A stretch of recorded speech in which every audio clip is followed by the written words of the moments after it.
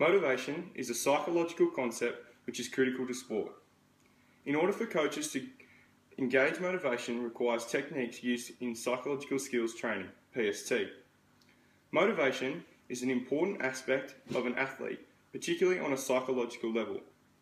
It is motivation which drives us to play sport in the first place and is essential for anyone playing sport. Parents and coaches have a certain level of control over motivation we have towards a certain sport and playing environment. Motivation, whether it is intrinsic or external, has been found to be the key to sporting success, thus providing PST athletes are able to work on skills such as relaxation, centering, imagery, self-talk, mental preparation, and the development of performance plans. External motivation applies whenever a person is involved in a task largely as a result of external factors or constraints. Typical extrinsic factors held to motivate athletes include money, trophies, praise, and other forms of social approval from others. Research shows that extrinsic motivation is associated with increased anxiety in and increased likelihood of dropping out from sporting activities. PST, Psychological Skills Training, focuses on the practical teaching of psychological skills and methods such as goal setting and mental preparation to support their physical abilities. PST is also referred to as the mental toughness or mental skills training. Mental training for both coaches and athletes, often overlooked by research, states is a vital component for success. PST focuses on players and athletes of all ages and skill levels. The objectives of PST are to help athletes perform consistently and to the best of their ability. Also to help athletes enjoy sports participation more by reducing stress and improving performance. To help develop psychological skills in other life situations.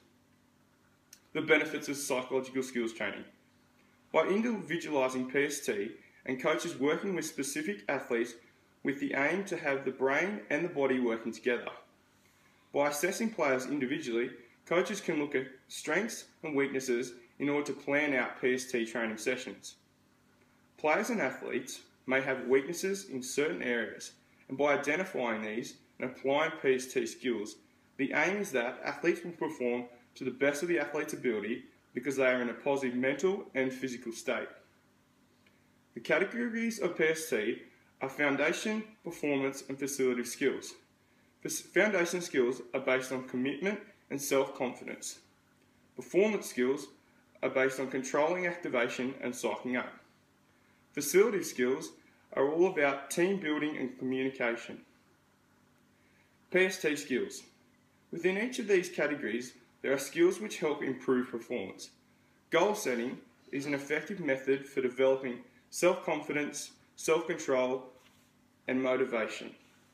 A goal is a specific standard of performance, usually to be attained within a specific time limit. Psychological goals are based around psych skills and methods. By planning to practice mental preparation techniques, practicing imagery of performance in pressure situations, and coping with poor refereeing, we can improve as an athlete. The first PST skill is relaxation and centering. By calming the body psychologically and by decreasing muscle tension, as well as decreasing heart rate and decreasing breathing rate, relaxation can shift an athlete's focus from anxiety-provoking thoughts to a more relaxed and focused mindset. The relaxation techniques used in PST. There are many techniques and each for a different situation and of varying lengths. Centering is a relaxation and concentration exercise, which is where you focus on your breathing from the centre of gravity, which is just below the navel and stomach for most of us. Centering is also used to prevent pressure and focus attention on the centre of control. Other additional techniques for lowering activation levels are physical stretching, relaxational music, and the use of schedules. And the positive effects of centering are a decreased heart rate, a decreased breathing rate, decreased negative tension, increased oxygen to the muscles, better control of the hips, better balance and confidence. By practicing centering, This can help with the pressure during a game. For example, relaxing before taking a free throw shot in basketball. Imagery. Imagery is a PST method which involves the ability of an athlete or player to mentally recreate objects, persons, skills, experiences and situations, while not actually being physically involved in these situations. Imagery allows you to practice physical skills without actually performing them, and it forms a part of mental practice. It can either be external imagery, which is when you see yourself playing as if you were watching yourself on video, or internal imagery, which occurs when you experience the image from inside your body, as if you were actually performing. Imagery is useful for earning and practicing specific sports skills and strategies, setting and achieving goals, controlling emotions and activation levels, coping with unexpected events or problems, and developing self-awareness, self-confidence, and coping with pain and injury. There are a number of theories which are based around the use of imagery in sport, and is a concept which has been studied extensively. Neuromuscular theory was proposed by Jacobson in 1930 and is based around imagery which improves the neuromuscular activity within the body to facilitate a person's learning skills. When performing mental imagery, the brain sends subliminal electric signals to the muscles, similar to the signals given when performing a physical movement. Bioinformational theory was proposed by Lang in 1979 and looked at all knowledge that can be represented in memory as units of information about objects, relationships, and events, known as propositions. Lang suggested that there are three fundamental categories represented in a person's memory, including stimulus propositions, response propositions, and meaning propositions. According to Lang, the activation of response information in memory leads to the production of psychological responses represented in memory related to planning of an event through efferent activities being transmitted to task-relevant muscles and organs. The attention arousal set theory. This was proposed by Schmidt in 1982 and looks at imagery functions as a preparatory set that assists performers in achieving an optimal arousal level. This optimal level of arousal allows athletes to achieve peak performance. Optimal arousal helps to enhance performance by focused attention onto task-relevant cues and screening out task-irrelevant cues. Self-talk. Self-talk is a conscious thinking which is like an inner conversation. It is a PST skill which is based on concentration.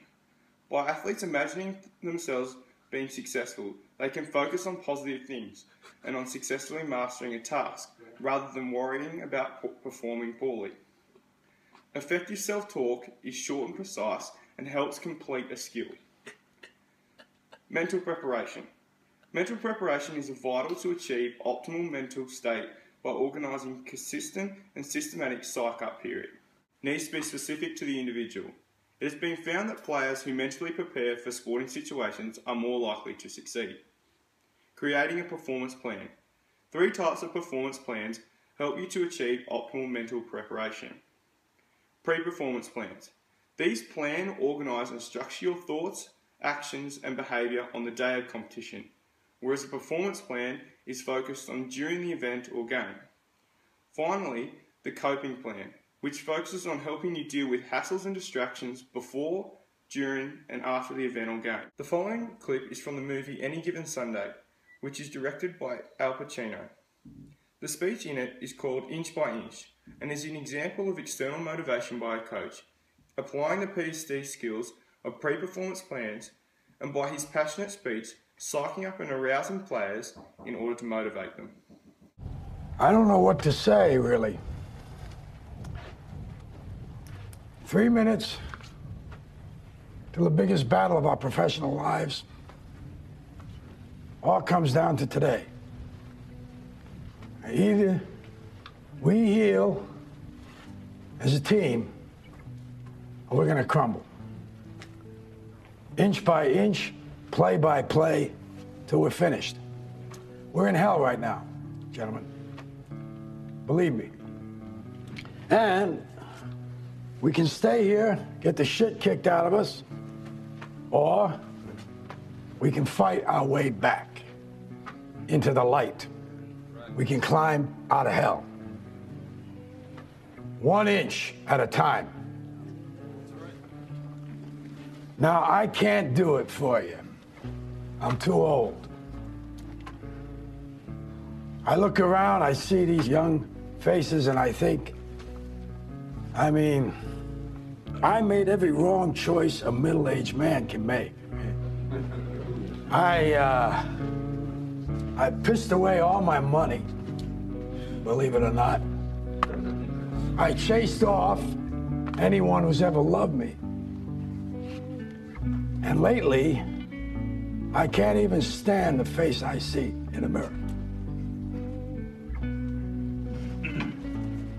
You know, when you get old in life, things get taken from you. I mean, that's part of life.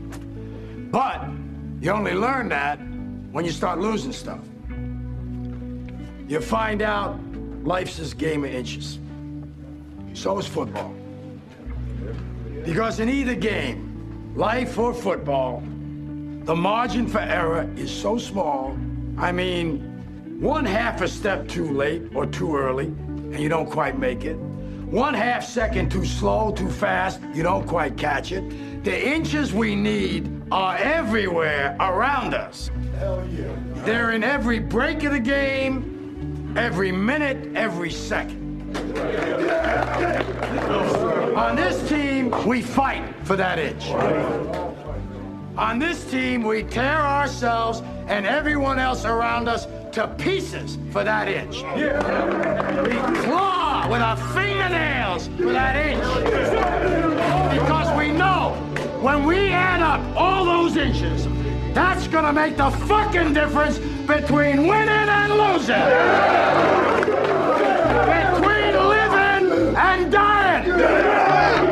I'll tell you this, in any fight, it's the guy who's willing to die who's gonna win that inch. And I know if I'm gonna have any life anymore, it's because I'm still willing to fight and die for that inch.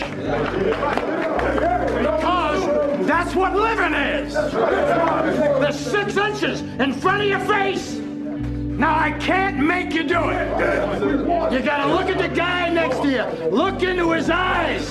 Now, I think you're gonna see a guy who will go that inch with you. Hell yeah. You're gonna see a guy who will sacrifice himself for this team because he knows when it comes down to it, you're gonna do the same for him. That's the team, gentlemen. Hell yeah. And either we heal now as a team, or we will die as individuals.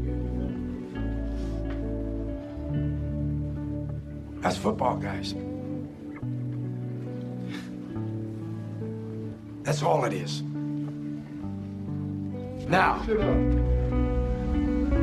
what are you gonna do?